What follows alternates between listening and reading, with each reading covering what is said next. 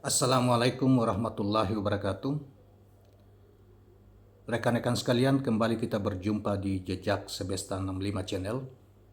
Saya berharap bahwa kita semua tetap dalam keadaan sehat walafiat, sehingga kita dapat menjalankan aktivitas kita sehari-hari dengan baik.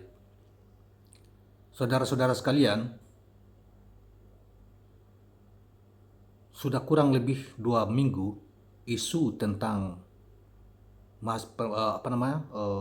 memperpanjang masa jabatan presiden atau menunda pemilu 2024 yang akan datang semakin menjadi ramai, bahkan terjadi banyak perdebatan di kalangan pejabat maupun masyarakat sipil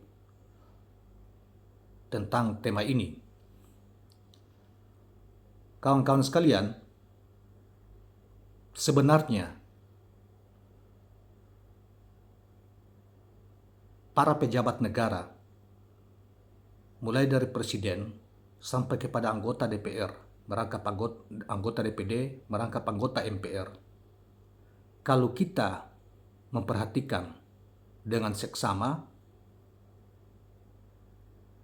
bagi mereka yang melekat jabatan pejabat negara yang mengusulkan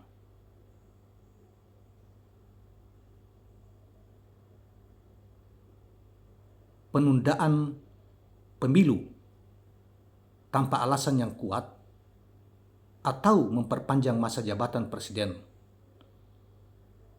tanpa ada perubahan, tidak didahului dengan perubahan undang-undang dasar atau konstitusi kita, sesungguhnya yang bersangkutan telah melanggar sumpah janjinya sebagai pejabat negara ketika pada saat dilantik, baik itu sebagai anggota DPR, DPD, MPR, bahkan sebagai presiden dan wakil presiden. Memang sampai saat ini,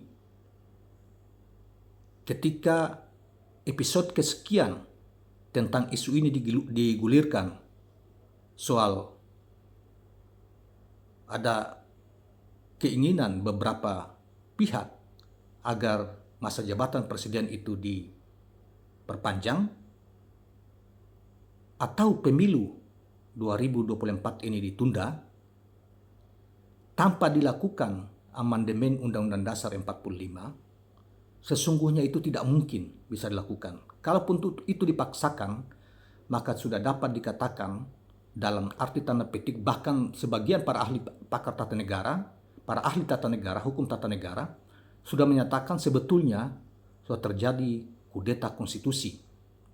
Oleh karena itu, kawan-kawan sekalian, saya kira bagi pejabat negara, walaupun mereka berbicara atas nama ketua-ketua partai atau siapapun dia, sepanjang masih melekat dia sebagai pejabat negara, sesungguhnya apa yang disampaikan ke publik atau keinginan-keinginan yang dilakukan, yang bersangkutan sesungguhnya telah melanggar sumpah janjinya sebagai pejabat negara.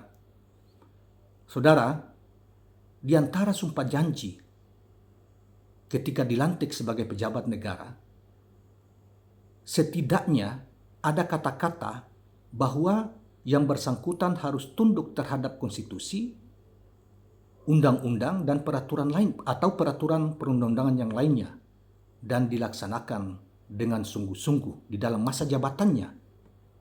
Oleh karena itu, jika ini diteruskan dan pihak-pihak yang melekat sebagai pejabat negara, ada jabatan yang melekat sebagai pejabat negara yang mendorong ini tanpa alasan yang kuat, tanpa alasan-alasan, ataupun ada alasan yang kuat,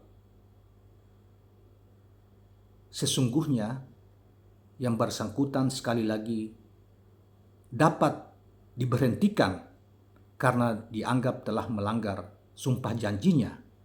Bagi anggota DPD atau DPR bisa diajukan, diperiksa di badan kehormatan masing-masing. 1. Bagi presiden, andaikan presiden kita hari ini menyetujui soal itu, tanpa ada alasan-alasan yang kuat, dapat diajukan impeachment dengan proses melalui MPR dan kemudian dilanjutkan di Mahkamah Konstitusi dan seterusnya dikembalikan ke MPR untuk diputuskan.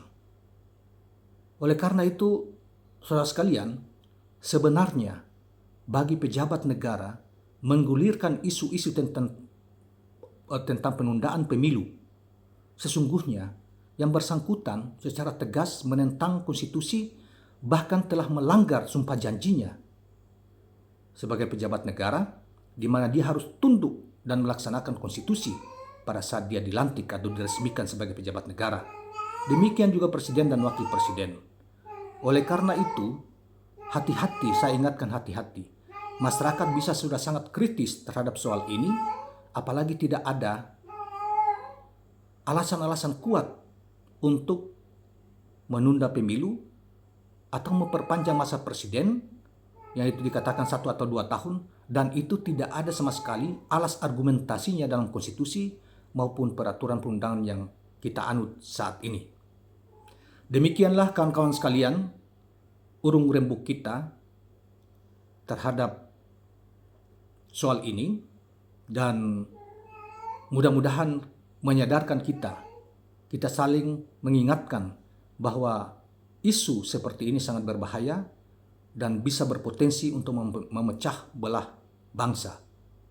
Terima kasih, dan jangan lupa subscribe, share, dan komen channel ini. Assalamualaikum warahmatullahi wabarakatuh.